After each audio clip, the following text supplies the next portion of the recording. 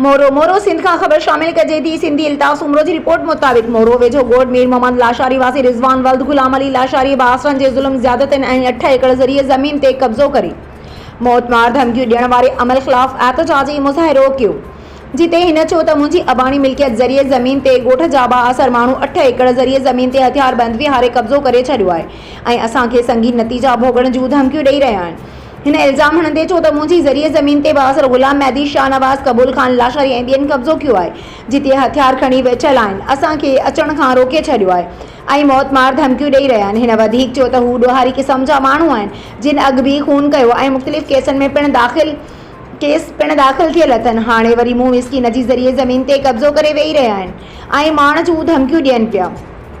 हिन IG Sindh police, DIG शहीद बनज़ीराबाद, SSP Naushahro Feroze, DSP मोरो ऐं SHO सिधोजा खां मुतालबो कयो त मज़कूरा ज़रिए ज़मीन तां कब्ज़ो ख़त्म कराए मूंसां इंसाफ़ करे मूंखे तहफ़्फ़ुज़ फ़राहम कयो वञे। ॿी सूरत में थींदड़ हर नुक़सान जी ज़िम्मेवार इंतज़ामिया ऐं मज़कूरा माण्हू हूंदा। मुंहिंजो नालो रिज़वान अली लाशारी, वल्द गुलाम अली लाशारी, ॻोठ हाजी मीरुन लाशारी।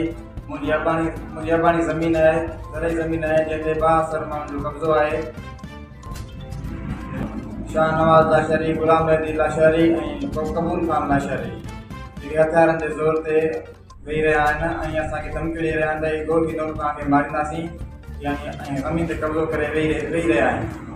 ज़मीन 8 एकड़ आहे। हा, तालियूं लाइ अॾा शुरू करे छॾियनि। मुताबिक़ इहे त असांखे तहफ़्फ़ुज़ ॾिनो वञे ऐं आला इदारनि खे अपील आहे त असांजो इंसाफ़ कयो वञे।